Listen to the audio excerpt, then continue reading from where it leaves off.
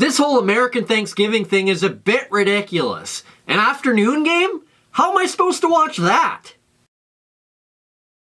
Well, as it turns out, thank God for American Thanksgiving.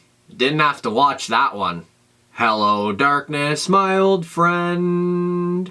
You've come to talk with me again. Sens lose 7-2 to the Minnesota Wild. How are the young guys now? I finally did it! I scored again! Quit taking penalties! The Sens are gonna blow this game! Way to tie up the stick in front. Not. Well done. Just well done. You better believe we're gonna be having a penalty chat at the end of this one. What a time to be alive! What a long and brutal season that was. This team, man! While I didn't watch any of the game, I did at least listen to about the first half of the game. And for the first half, the Sens were absolutely pasted. But for some reason they hung around, and then in the second half of the game, they weren't able to do that. And as a result, 7-2 happened. As always though, let's kick things off with lineup changes.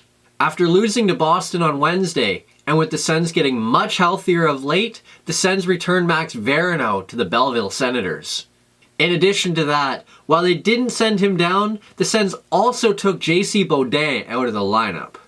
And with those two out of the lineup, the Sens reinserted a pair of once again healthy forwards in Vladislav Nemesnikov and Artem Anisimov.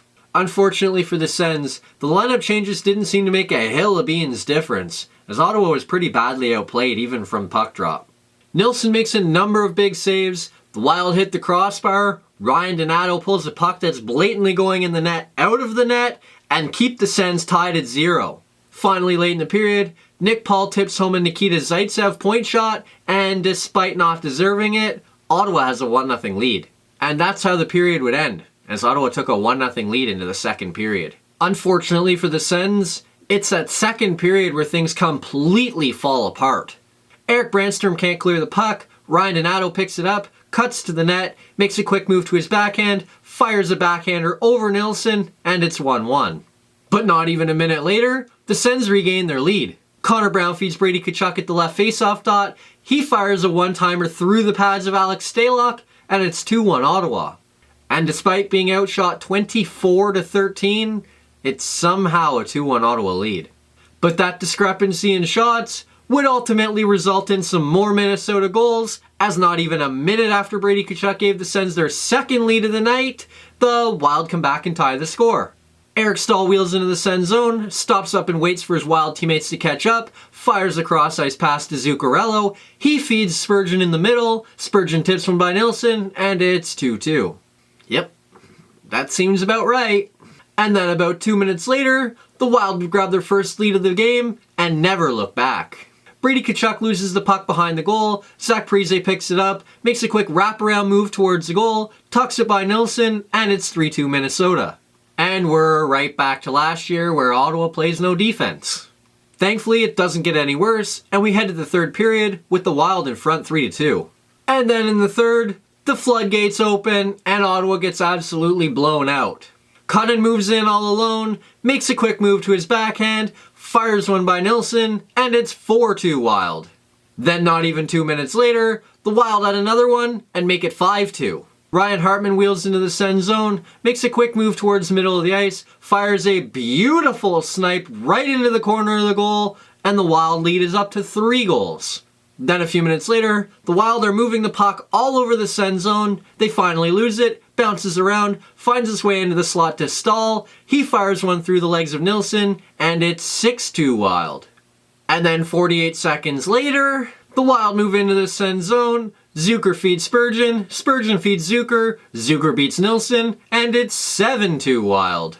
Thankfully, it doesn't get any worse from there. The Wild get their 8th straight win against the Sens and skate away with a 7-2 win. I watched the highlights for this video. That was enough. I am so glad I didn't have to watch the actual game. As always, let's get in to good news, bad news. Despite Ottawa's puck management leading to a couple of goals, it actually looked like Ottawa did a pretty good job of managing the puck last night, and that is the good news.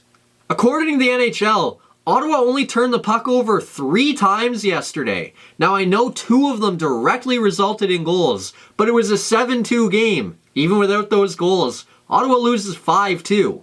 It also goes to show what the NHL is really like. Ottawa turned the puck over 3 times, and 2 of them ended up in the back of their net. Puck management is a big part of hockey, and especially at the NHL level. Ottawa actually did a pretty good job of that last night, only turning the puck over 3 times, and that is the good news. Now, for the bad news. Ottawa is so bad for giving up goals in bunches, and that is the bad news. Look at this game, for instance. Ottawa gave up 7 goals. The first 3 came in a span of 4 minutes, the next 2 came in a span of 2 minutes, and the final 2 came in a span of 48 seconds. That's 7 goals in a span of 6 minutes and 48 seconds. Oh, and 28 seconds after Ottawa scored to take a 2-1 lead, the Wild came right back and made it 2-2. I mean, giving up 3 goals in a period is never great, but I'd rather see them come at like the 3-minute mark, the 9-minute mark, and the 15-minute mark. That seems way better than 3 goals in 4 minutes. If the Sens want to become a good team in this league, they're going to have to manage these goals in bunches situations. It's been an issue for the last couple of years now. It came back to rear its ugly head last night, and that is the bad news. Next up, the Sens return to action this evening when they visit the Calgary Flames. That contest will be the first of 2 meetings on the season between the 2 teams, with the Flames returning to Ottawa in January. And coming into the contest, the Flames have all kinds of momentum against the Sens, as they picked up both wins against the Sens last year, 5-1 in Calgary and 2-1 in Ottawa, and have won 5 of the last 6 between these 2 teams. So far this season though, the Flames have severely underperformed, and this week has been just brutal for them. While they picked up a win in their only contest of the week, their head coach was accused of some extremely racist and abusive things and has since quit, and now Jeff Ward has taken over on an interim basis.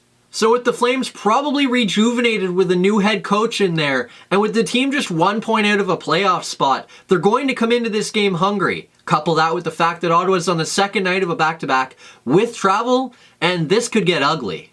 Hopefully it doesn't, but to be honest, not holding my breath. That's it for this video. Hit like if you liked it, subscribe to the channel if you haven't already, share it with anybody you know, and today's question of the day is, with Ottawa getting absolutely blown out twice in the matter of 2.5 weeks, is this becoming a concerning trend? Let me know what you think down below, and we'll see you later tonight when the Sens visit the Calgary Flames.